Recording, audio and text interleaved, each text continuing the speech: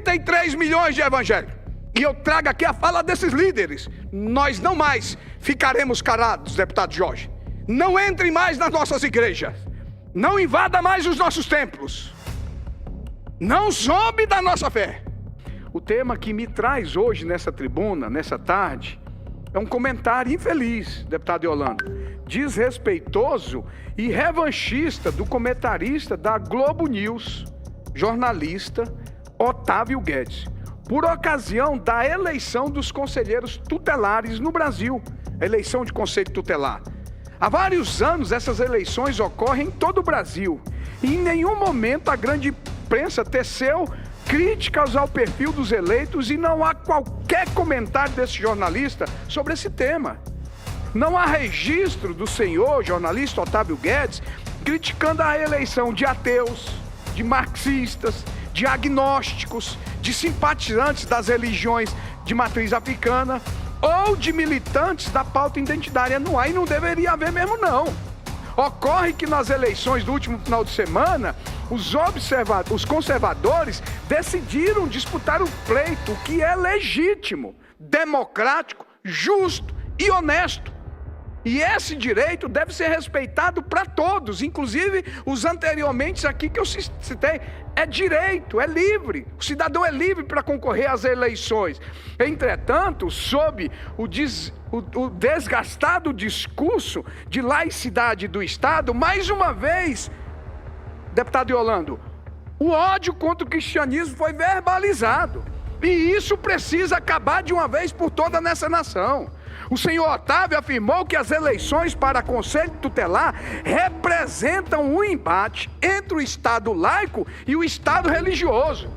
E mesmo sem qualquer mandato, peço um pouquinho de paciência, presidente, e sem exercer cargo público, decidiu por conta própria determinar o que um conselheiro deve ou não fazer, como se já não existissem regras legais para tanto. O que estamos testemunhando nessas últimas décadas, senhoras e senhores deputados, pessoal que me assiste aqui, é uma clara perseguição ao cristianismo. E os cristãos não mais aceitarão serem tratados como cidadão de segunda categoria. Não somos 33% da nação. Preste atenção. Os evangélicos são 33% dessa nação. Decide qualquer eleição em qualquer pleito que se apresentar. Tudo tem limite. E é inegável que esses limites já foram ultrapassados há muitos anos. Escarnecem da nossa fé, mas a grande imprensa se cala. Zombam do Deus a quem servimos e os órgãos que deveriam atuar em defesa da nossa liberdade de crença não se manifestam. Preste atenção, e aqui eu falo para os parlamentares de esquerda que sabem disso, criminosos invadem os nossos templos, e há quem diga que se trata de atos democráticos, destrói símbolos religiosos sagrados para cristãos, mas os formadores de opinião sustentam que se trata de mera liberdade de expressão. Movimentos sociais introduzem crucifixos em parte dos seus corpos, e não vemos ninguém falar a respeito disso. E tudo é apresentado como normal.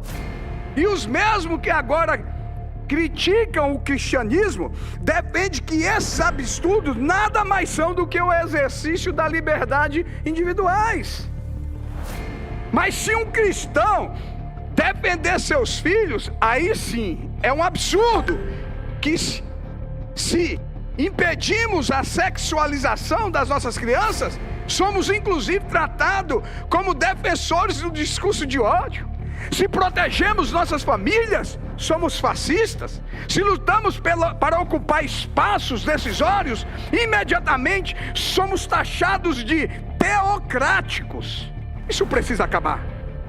Quem exige respeito tem obrigação ética, moral e profissional de respeitar todas as diferenças e assim se constitui em um Estado democrático de direito. Os cristãos permaneceram calados por décadas, aceitando todo tipo de escárnio, de perseguição, de ódio, de ataque, mas não mais continuaremos assim.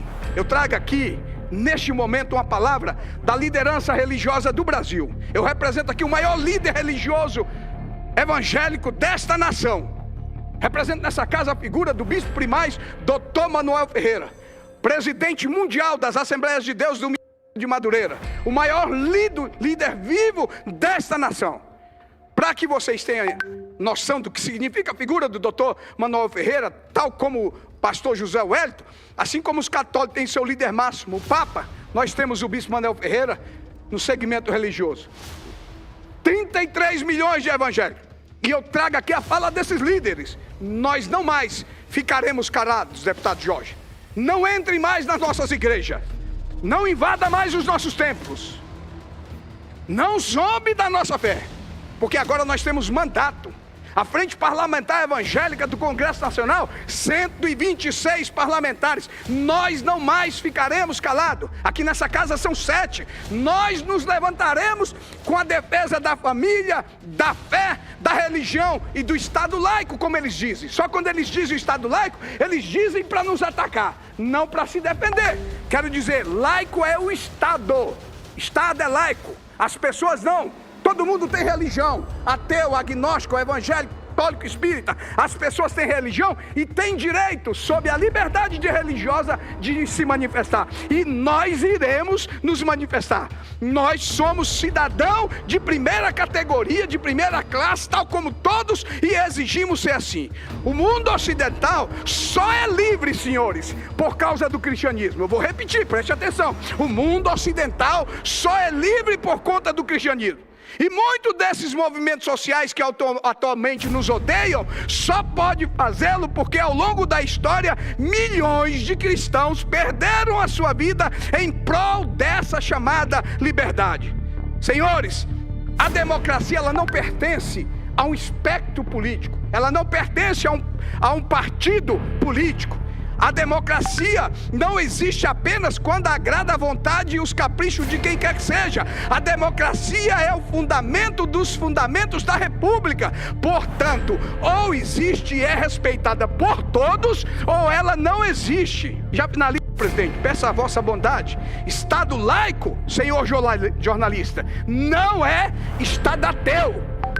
Estado laico é composto por pessoas que professam as suas religiões. Aliás, já que o tema é laicidade do Estado, ao invés de se indignar com um processo legitimamente democrático de escolha, o senhor deveria falar sobre o item 46 do anexo 2 da resolução 715 de 20 de julho de 2023, pois o atual governo reconhece uma única religião como parceira do SUS. Até agora eu não vi a grande imprensa criticando a resolução claramente constitucional. A laicidade do Estado, senhor Otávio, é uma via de mão dupla. Senhor Otávio, é uma via de mão dupla, pois ao mesmo tempo em que não permite que religiões sejam privilegiadas por qualquer governo, ela também impede que o Estado interfira na liberdade de crença do seu povo. Eu espero que não apenas o senhor, mas também o governo federal respeite o resultado dessas eleições. Para concluir, senhor presidente, conclamo a todos os cristãos desse país, sejam católicos, protestantes, espíritas, a não renunciarem o seu legítimo direito de ocuparem espaços políticos. O tempo do comodismo é passado. Nossas famílias devem ser preservadas, nossos filhos devem ser preservados.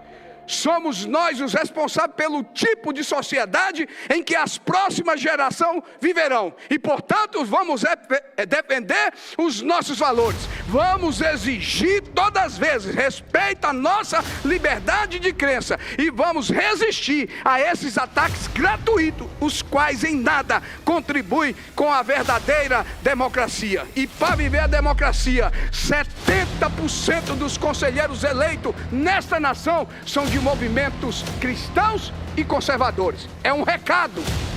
Os cristãos dessa nação estão 70% dos conselheiros tutelares eleitos. E olha que movimentos se organizaram para tentar ocupar muito mais espaço. Mas os cristãos e os conservadores disseram, nós estamos aqui, somos a barreira, vamos resistir.